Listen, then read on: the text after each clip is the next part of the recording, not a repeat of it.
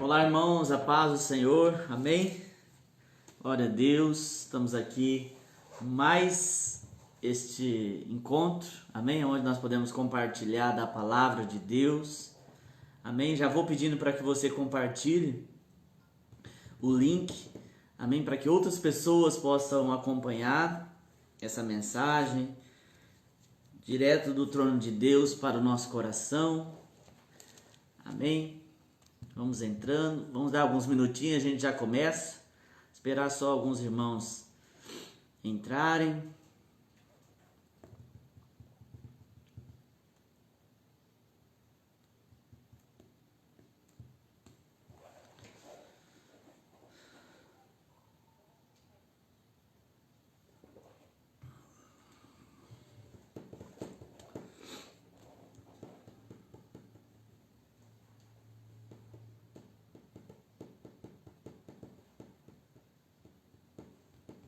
Fica bem diferente, né?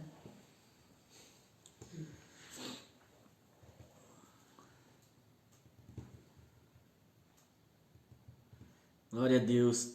Tá dando para escutar certinho, irmãos? Tudo certo? Tudo em ordem?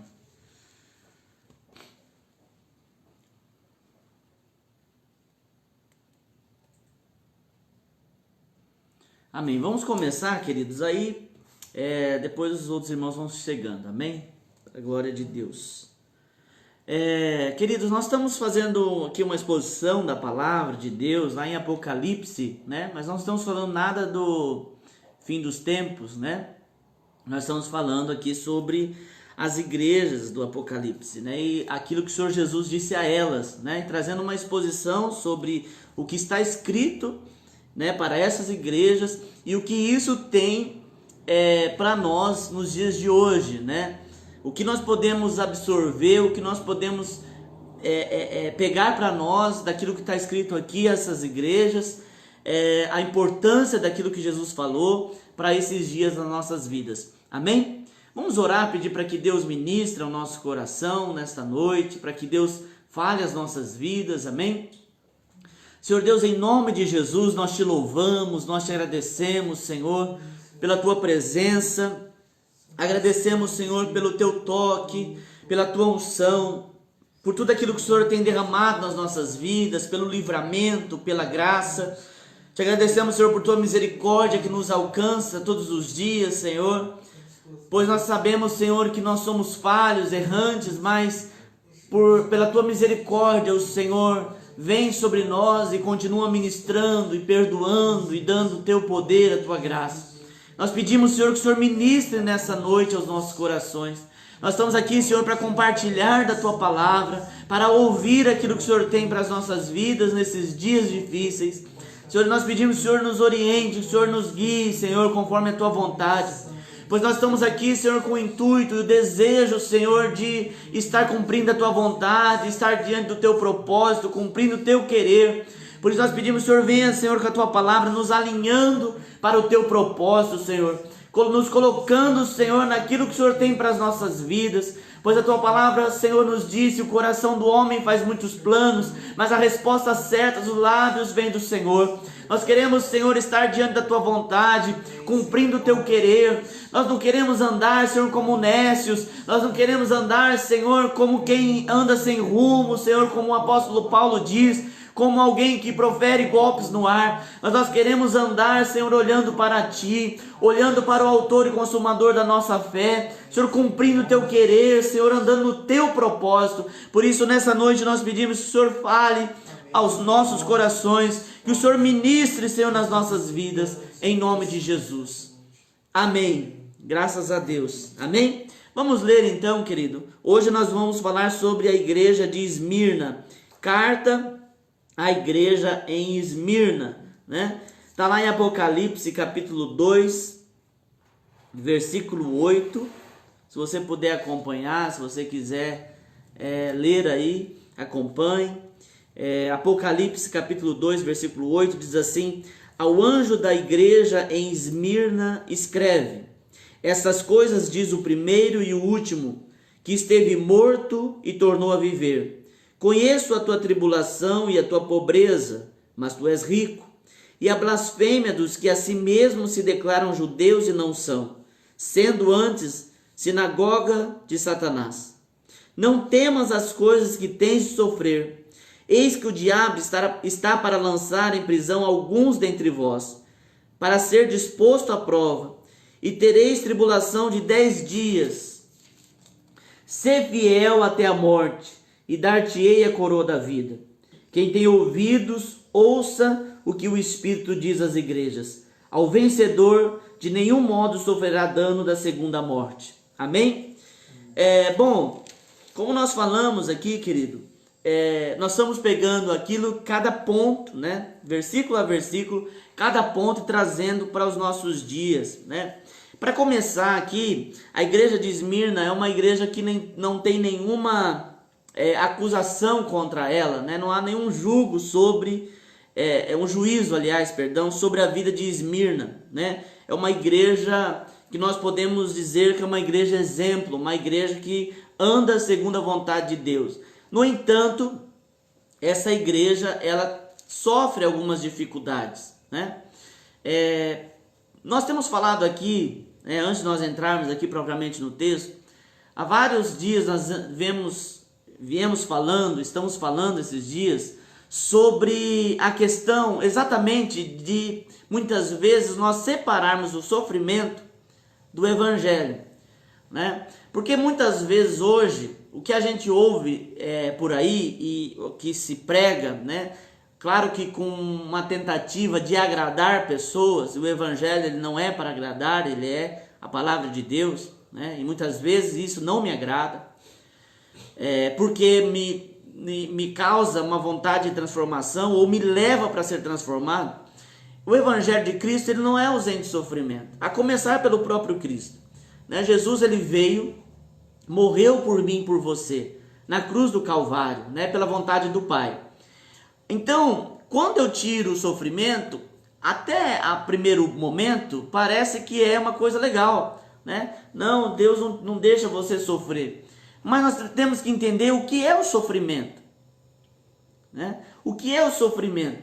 O sofrimento, ele está presente na nossa vida em todos os aspectos, né?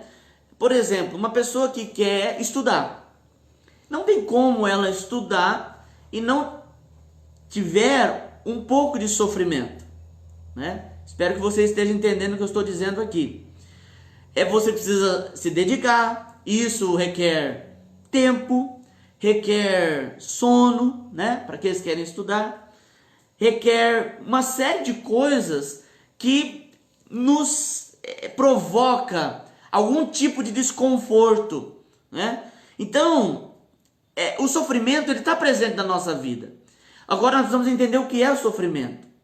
Para aqueles que são de Deus, o sofrimento ele vem para aperfeiçoamento, né? Por exemplo, se eu quero que os meus dentes estejam alinhados, eu preciso usar um aparelho. Eu falo muito aqui na igreja. Você precisa ficar 2, 3 anos com o aparelho.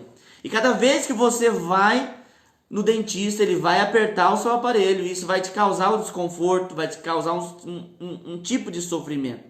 Agora, a gente não pode mensurar o tamanho do sofrimento de ninguém, porque isso daí é subjetivo, é de cada um.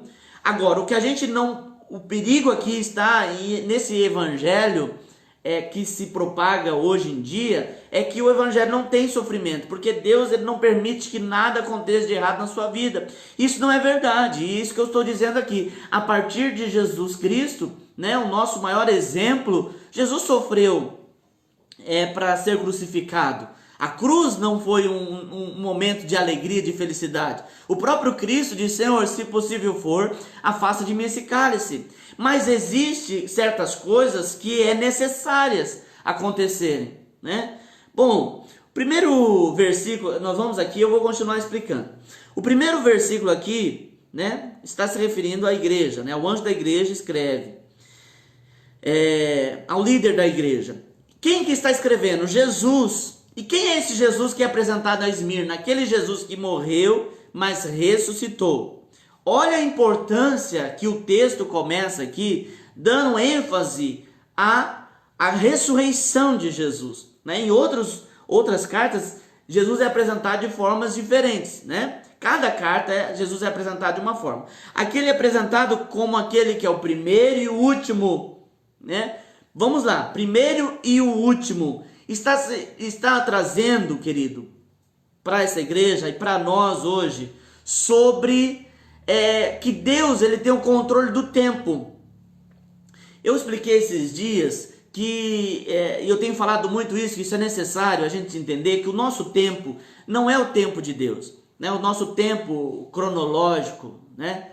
O nosso tempo de dia, mês, ano, semanas, esse tempo não é o tempo de Deus. O tempo de Deus é Kairos, é um tempo que está parado sobre o nosso tempo, né? É difícil a gente entender porque Deus ele se relaciona conosco, mas não é o fato de Deus se relacionar comigo que Deus se move nesse tempo. É como se eu estivesse numa atmosfera e Deus vivesse sobre a atmosfera que eu vivo, né? Enquanto nós nos movemos aqui, Deus ele está sobre nós. Por isso que quando Moisés pergunta quem eu vou dizer que é o Senhor, ele diz o eu sou vai te enviar, eu sou, né? O Senhor que é tudo, ele controla tudo, ele está sobre todos. Então, só para nós entendermos, quando o texto apresenta eu sou o primeiro e o último, Jesus ele é o alfa e o ômega, o princípio e o fim, né? Ele existe nesse tempo, no começo e no fim, né? Jesus não está acompanhando o nosso caminhar do nosso plano terreno, ele está sobre esse plano, né? Eu falo sempre aqui na igreja, é como se Jesus estivesse vendo ao mesmo tempo eu lá atrás, né, no meu nascimento e na minha morte, né? Até porque Deus ele é onisciente, ele é onipresente, ele está presente em todos os lugares, não só em território, mas no tempo. Ele está presente no passado, no presente e no futuro, né? Ele era, é e há de vir. Amém? Isso nós precisamos entender. E o porquê, eu vou te explicar por que Jesus se apresenta aqui, o primeiro e o último. Aquele que morreu e tornou a viver, né? Esse Jesus que tem poder, que tem o poder, né, de controlar a morte, a vida, né? Morreu, mas ressuscitou. Ele começa introduzindo aqui porque essa igreja, ela está passando por uma série de dificuldades, né? E o texto vai continuar no versículo 9.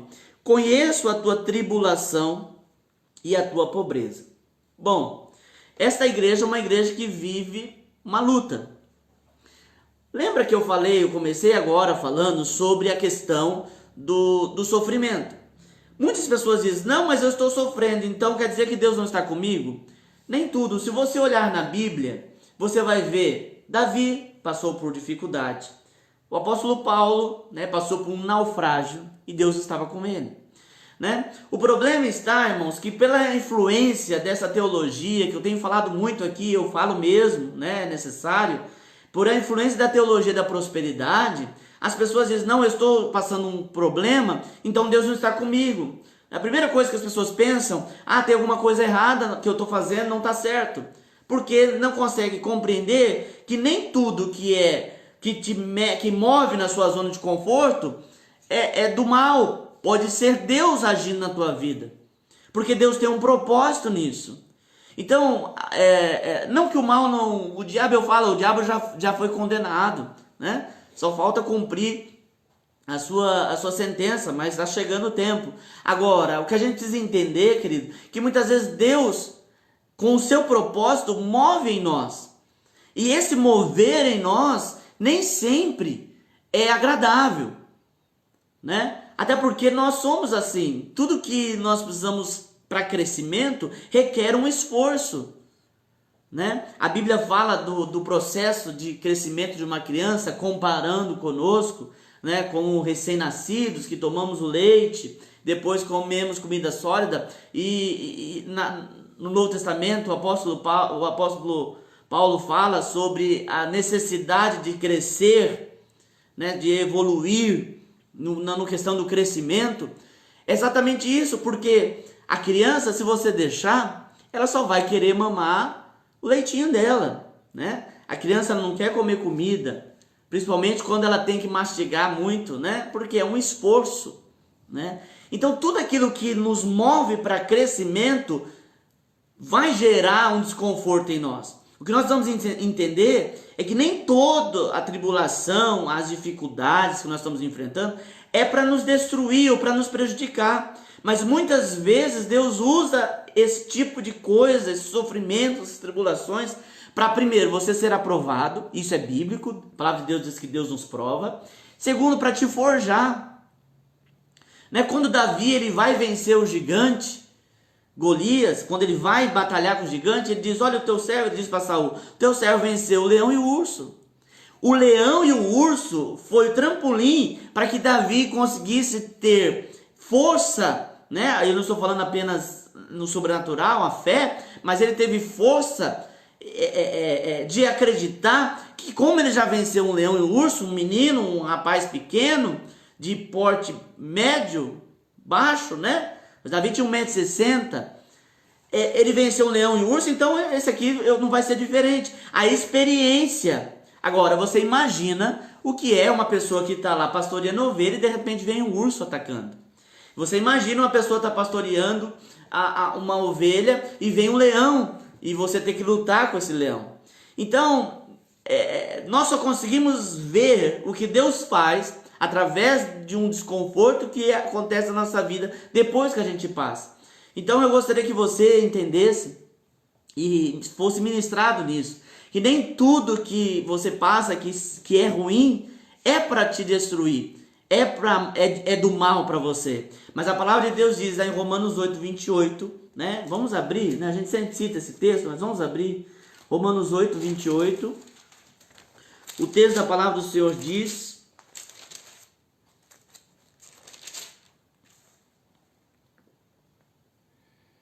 sabemos que as coisas cooperam para o bem daqueles que amam a Deus. Todas as coisas cooperam para o bem daqueles que amam a Deus, daqueles que são chamados segundo o seu propósito.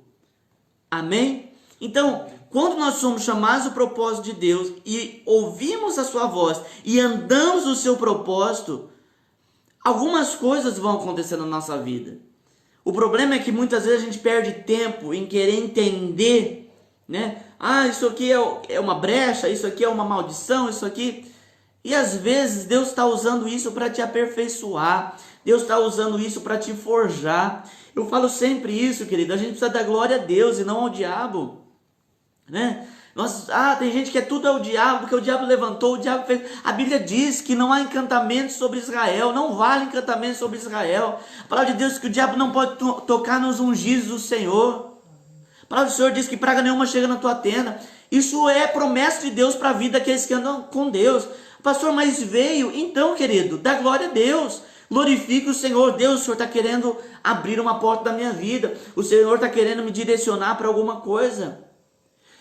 Um exemplo clássico disso é a própria Abraão. Quando Deus chama Abraão, lá de Ur dos Caldeus, para ir para Canaã, ele leva consigo o sobrinho. Mas chega um momento que aquela situação com o sobrinho gera um conflito. Um momento de crise. Que esse momento de crise, ele resulta numa nova tomada de direção. Não que ele tomou uma direção fora daquilo que Deus queria, mas ele volta para o propósito de Deus. Por que a gente sabe disso? Porque Deus disse para ele: Abraão, sai da tua terra, da tua parentela e vai para a terra que eu te mostrarei. Então o propósito de Deus era para sair sem ninguém. Mas ele leva, e segundo as escolhas dele, ele começa a viver conflitos. E Deus usa aquele conflito para mostrar o propósito. Às vezes a gente coloca a nossa vida no piloto automático e a gente começa a andar, né, no piloto automático. Não é isso aqui mesmo. E muitas vezes Deus permite que algumas situações venham na nossa vida para que nós possamos olhar para aquilo que Ele tem para nós. Porque muitas vezes nós estamos focando somente aquilo que nós vimos no início. Mas na verdade eu preciso tomar caminhos diferentes, né? E o sofrimento muitas vezes ele vem para isso. Eu tenho certeza que você que está me assistindo, você que está me escutando, você já teve algum sofrimento na tua vida que te direcionou para uma situação que hoje você glorifica a Deus. Então, nós precisamos glorificar o Senhor. Por isso que Tiago vai falar que nós temos que ter motivo de muita alegria, passarmos por provações, porque isso vai causar esperança em nós. Então nós precisamos, queridos, sim, entender que nem tudo que é sofrimento é para te destruir, é para te causar algum dano, mas muitas vezes Deus permite que isso venha sobre você, para que você esteja no propósito dele. Todas as coisas cooperam para o bem daqueles que amam a Deus, para o bem daqueles que andam segundo o seu propósito. Amém? Por exemplo, nós estamos vivendo aqui na pandemia. Eu tenho falado isso na igreja. Não, porque essa pandemia do diabo pode até ter início com o diabo, mas Deus permite, porque ele tem um propósito nisso. Ele tem um propósito nessa situação, porque Deus, ele é soberano. Se Deus não quisesse, querido, com o sopro ele dissipava qualquer vírus. E é o que nós temos orado e nós temos crido, que chegará o dia que o Senhor fará isso. Mas se não fez ainda, né, é porque Deus tem um propósito e a gente consegue ver esse propósito, né? Quantas coisas nós estamos tomando rumos que voltam para a palavra, né? Muitas pessoas que estavam tranquilas, né, estavam sossegadas, não estavam buscando tanto a Deus, não estavam meditando na palavra, não estavam orando, agora estão orando. Então tudo que Deus permite ou faz na nossa vida tem um propósito. Deus não faz nada por fazer, Deus não cria nada por criar. Tudo que Deus faz, tudo que Deus cria tem um propósito. Agora, se a minha vida está dependendo da circunstância, aí eu vou ficar abalado, aí eu vou ficar...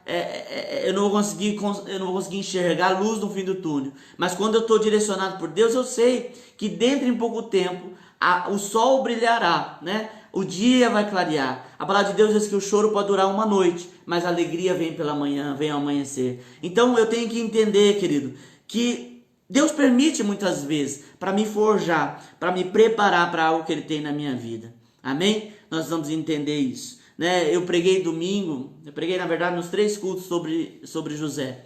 José sofreu, né, acusações, né, traição, mas porque Deus estava forjando algo em José, para que ele tivesse condições de ser um grande líder, tivesse condições de ser o governador do Egito.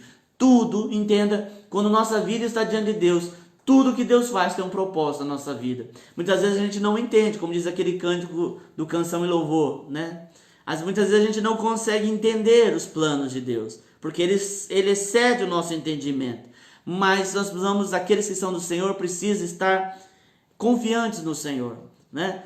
Mas o que eu quero mais que você entenda é que o Evangelho sim pode ter sofrimento, né? O Evangelho sim pode ter momentos desconfortáveis, porque é forjar você, né? E tudo aquilo que vai te forjar vai causar sofrimento, né? Porque precisa passar pelo fogo. A palavra de Deus é que o Senhor nos batiza com água e com fogo, né? Nós vamos passar pelo fogo. Eu falei esses dias aqui sobre a função do ourives, né? Ele passa o ouro no fogo, para que aquele ouro seja purificado, né? E ali sai o cobre, ali sai o alumínio e tantos outros que é colocado para formar uma joia, por exemplo.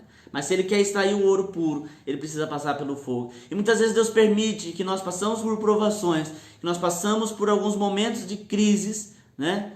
Que para nós é crise, mas para Deus está tudo no controle, para que Ele possa nos forjar. E Deus está glorificando, né? Aliás, está exaltando essa igreja, porque ela está passando por dificuldade. Ela diz, olha, o Senhor diz, eu conheço a tua tribulação, a tua pobreza, né? Além da igreja passar por dificuldades espirituais, perseguição, Esmirna é uma igreja pobre, né? Mas o Senhor diz, mas tu és rico. É isso aqui, irmãos, que nós vamos parar um pouquinho para pensar, né? Às vezes as tribulações, elas mexem com a nossa vida. E nós muitas vezes nos sentimos desconfortáveis porque aquilo vai mexer com a parte externa da nossa vida. Mas Deus, Ele não está preocupado com aquilo que é externo em você. Deus está preocupado com aquilo que está dentro de você, com o teu espírito, né? E nem sempre, querido, lembra aquele ditado que a sua avó ou a sua mãe dizia, por fora bela viola, por dentro pão bolorento? Nem sempre aquilo que reflete o exterior é o que está acontecendo dentro do interior. E às vezes Deus precisa mexer de forma externa na nossa vida para causar um impacto interno. Deus, Ele está preocupado com aquilo que você é na sua essência. Eu falei aqui já e eu volto a repetir, nós temos uma capacidade como seres humanos de montar personagens. Constantemente nós montamos personagens. para ser aceito, né, no local de trabalho, para ser aceito na escola, para ser aceito no jantar de família. Nós criamos um personagem, mas Deus não está preocupado com isso. Deus nem vê isso em nós. Quando Ele olha para nós, Ele vê a nossa essência, aquilo de fato nós somos. E é isso que Deus está preocupado, né? Deus não está preocupado com aquilo que vai acontecer externo em você, ou aquilo que você demonstra de forma exterior. Deus está preocupado com o teu interior. Amém? Por isso que a palavra de Deus diz que do nosso interior fluirão rios de águas vivas, né? A essência do Espírito Santo dentro de você. Deus precisa mudar a nossa vida. Nós, como igreja do Senhor nesses dias, nós vamos voltar para a essência da verdade do Evangelho, do reino de Deus, e viver, queridos, de forma para que haja uma mudança interior. É claro que toda mudança interior reflete no exterior, mas nem toda mudança exterior reflete no interior, né? Isso gera hipocrisia, aquilo que Jesus mais combateu durante o tempo que Jesus esteve sobre a terra. Então nós precisamos prestar atenção naquilo que Jesus está falando aqui à igreja. Havia dificuldades, né? Havia dificuldades financeiras nessa igreja. Não era uma igreja linda, né? Não era uma igreja, no questão de templo, não era uma igreja que estava toda arrumada, toda perfeita, mas era rica naquilo que precisava ser rica, né? Nós, queridos, temos que ser aqueles que buscam a Deus na essência, que buscamos a Deus daquilo que de fato é real para as nossas vidas, né? Eu faço um apelo para nós, eu não estou dizendo vocês, estou dizendo para nós, como igreja nesses dias, dessa geração, que nós sejamos verdadeiros diante de Deus, que a nossa vida seja uma vida de transformação real, né? O engano, né, da falta de transparência, o único que pensa que está enganando é aquele que está se colocando num papel de hipócrita. Mas todo mundo sabe quem nós somos, né? Nós muitas vezes, na maioria das vezes, nós enganamos a nós mesmos, porque todo mundo que olha vê que não há essência naquilo que está sendo feito, né? Que nós sejamos de fato, né, cristãos, que a nossa vida venha trazer, como a própria palavra de Deus diz, venha trazer o bom perfume de Cristo, né? E não que nós sejamos apenas uma aparência, né? Que nós venhamos a aparecer só no sentido de figura, né? No sentido daquilo que é externo, mas que a nossa essência venha a ser uma essência que mova pelo reino de Deus. Amém? E é isso que nós temos que nos preocupar, querido, né? Tem muita gente preocupada com o exterior, né? O exterior de nada serve, né? Aquilo que está dentro de você que precisa ser transformado. Nós vamos buscar Deus. E somente Deus. Aquilo que está por fora a gente consegue maquiar. A gente consegue, porque está no nosso controle. Agora, aquilo que está dentro de você, só o Espírito Santo pode mudar, pode transformar. Por isso nós precisamos buscar o Espírito Santo, para que haja uma mudança real nas nossas vidas. Amém? Glória a Deus. Então o Senhor diz, a tua pobreza, mas tu és rico. E a blasfêmia dos que a si mesmos se declaram judeus e não são, sendo anjos da sinagoga de Satanás. Né? Essa igreja tinha muita dificuldade daqueles que se infiltravam no meio da igreja com engano, né? Diziam que eram judeus, que tinham princípios judeus, mas eram da sinagoga de Satanás, né? Eram influência. Eu gostaria de dizer para você, sempre vai haver joio no meio do trigo. Mas isso não justifica que o trigo pode ser um pouco joio. Você está entendendo? Por isso que Jesus fala aqui, querido, que Ele é o primeiro e o último. Ele conhece tudo, né? O Senhor diz, eu conheço. Ele sabe. Muitas vezes nós entramos num nível de hipocrisia tão grande, nós que eu falo como cristãos, nós entramos num nível de hipocrisia tão grande que nós achamos que até o próprio Deus está sendo enganado. E Deus ninguém engana Deus, né? De Deus não se zomba. Deus conhece aquilo que está dentro de nós. Ele sabe quem que é trigo, quem que é joio, né? E na hora da colheita, o joio não é colhido. Ou melhor, pode até ser colhido, mas é lançado no fogo.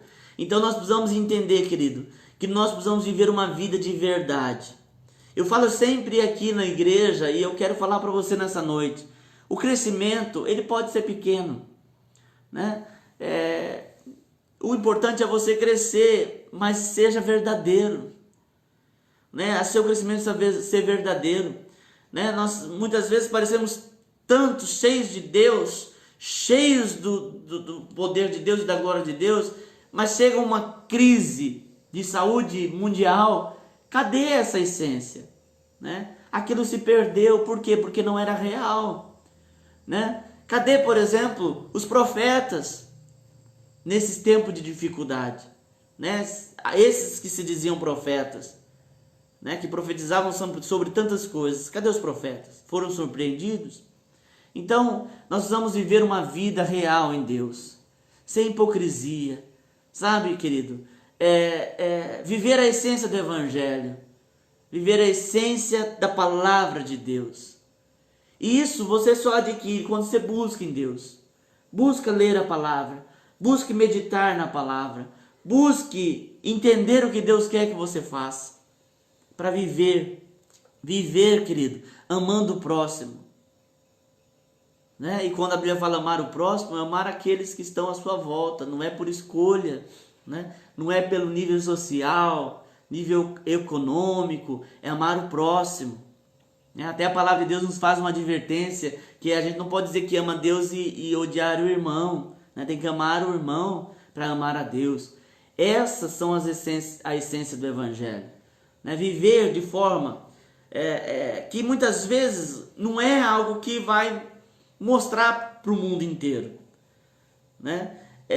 Muitas vezes a gente vê que há uma necessidade disso. As pessoas querem mostrar, eu sou de Deus, mas quando eu quero mostrar muita coisa, eu acabo passando na frente de Jesus. O que nós precisamos ser espelhos que refletem a glória de Deus. E para eu ser espelho e refletir muito a glória de Deus, eu preciso estar limpo, preciso estar lavado, amém? Pelo sangue de Jesus. Então a cada dia eu tenho que buscar ser verdadeiro, ser aquilo que eu falei no domingo, aqui no nosso culto. Nós precisamos ter o caráter transformado, né? A conversão, ela abrange todos os aspectos da vida, e nós precisamos a cada dia ser transformados, segundo a imagem e semelhança de Jesus. Amém? Amém. E o texto vai continuar dizendo, versículo 10: não temas as coisas que tens de sofrer. Mais uma vez Deus falando, olha, você pode estar passando por um momento de dificuldade, você pode estar passando por um momento de luta, mas você não precisa temer. Essa é uma palavra para a igreja nesses dias. Eu tenho visto muitas pessoas apavoradas com medo da morte.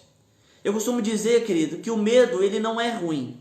O medo, ele é algo bom, porque ele nos preserva a vida, né? O medo é bom. Imagine se a gente não tivesse medo de nada, né? Com certeza isso não acabaria bem. Mas o medo em um nível normal, né? Ele não traz problemas e não traz nenhum malefício, né? Mas a gente precisa pensar. Eu estou vendo muitas pessoas com medo de morrer. Por que está com medo de morrer? Primeiro, se eu tiver medo de morrer porque eu não conheço como é a morte, isso é natural. Todos nós temos medo, né? A gente não sabe como vai ser. A gente sabe como vai ser após a morte, né? Que nós vamos ver no reino de Deus. Mas como é o processo da morte, a gente não sabe. Então a gente causa um pouco de medo. Isso não tem problema. Pastor, eu não estou sendo carnal pensar nisso? Não tem problema. Você está sendo humano. E Deus não tirou a humanidade do ser humano. Agora, quando eu tenho medo porque eu não sei o que vai acontecer depois da morte, isso é perigoso. Se eu estou com medo de morrer porque eu não tenho certeza para onde eu vou, isso é mais perigoso ainda. Então, assim, eu tenho visto muitas pessoas apavoradas. E é nessa hora que a gente vai ver, querido, se a gente está em Deus de fato, né? Se eu estou com medo de morrer porque eu não sei o que vai acontecer comigo, então eu não estou crendo no reino de Deus. Porque a palavra de Deus diz que aquele que morre em Cristo, né? Ainda que morre, viverá. Ainda que morra, viverá, o Senhor Jesus disse quando ressuscitou Lázaro. Então, nós temos que crer, aqueles que são de Deus, que nós estamos aqui numa vida temporária aqui nessa terra, mas logo vamos para a glória. Amém? E isso vai acontecer em um dia, né? Querendo você ou não, isso vai acontecer.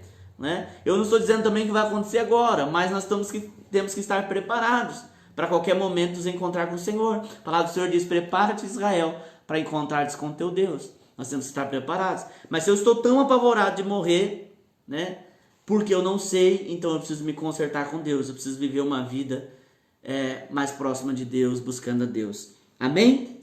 O Senhor diz: não temas o que tens de sofrer. Eis que o diabo está para lançar em prisão alguns dentre vós, mas para ser disposto à prova, e tereis tribulação de 10 dias. O Senhor está dizendo: olha, você imagine você ainda saber quanto tempo você vai ficar de tribulação, né? É isso que o Senhor está dizendo aqui. Mas o Senhor dá a chave para passarmos por qualquer tipo de problema. A chave está aqui, no versículo 10. Ser fiel até a morte. Né? Eu costumo falar para as pessoas que estão passando por problemas. Você pode passar por problemas, você pode passar por dificuldades, mas a gente precisa estar em Deus. O texto diz aqui: ser fiel até a morte e dar-te-ei a coroa da vida. Seja fiel com Deus. Seja fiel, né? Busca Deus, ande com Deus, não negocie, né? Seja honesto, seja verdadeiro, né? As pessoas, hoje em dia há uma força muito grande para separar as coisas entre as espirituais das naturais, né? Não, aqueles que são filhos de Deus, eles estão vivendo um natural de forma espiritual e o espiritual de forma real. Por isso que a palavra de Deus diz que nós devemos ter o nosso culto racional, né?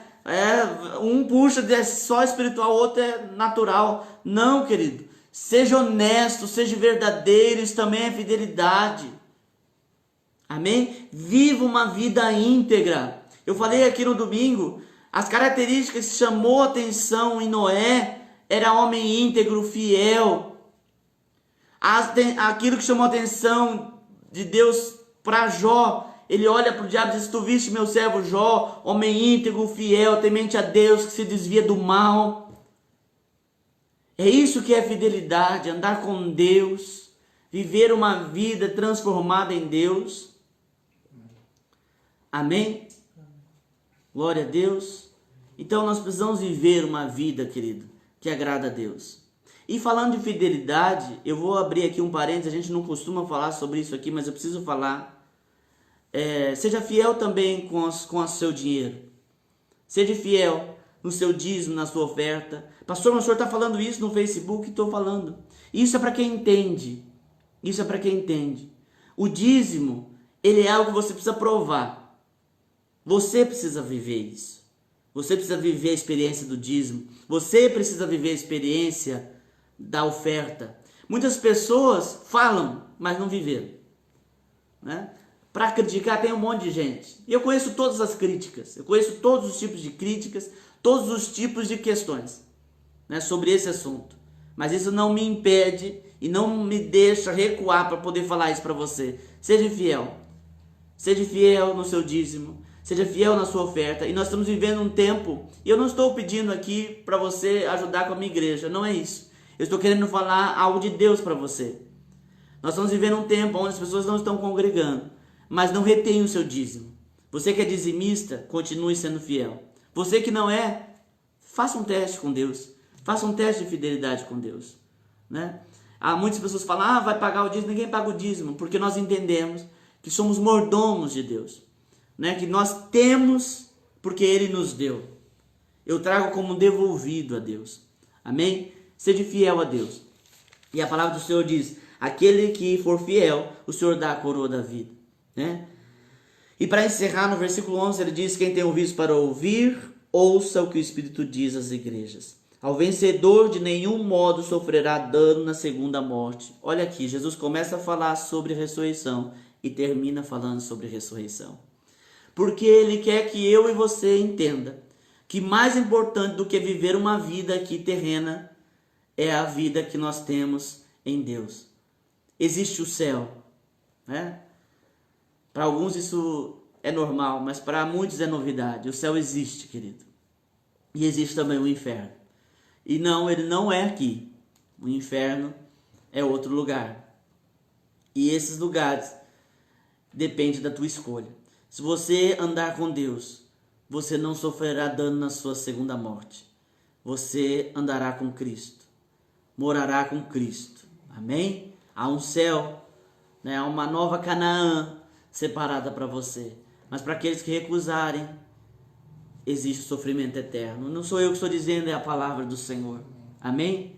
E apesar de muita influência, né, filosófica, de todo mundo achar, através de uma hipergraça, tudo vai acabar bem, né? Vai acabar bem para aqueles que andam com Deus, mas para aqueles que recusam andar com Deus, viverá um sofrimento eterno. Isso é o que a palavra de Deus diz. Amém?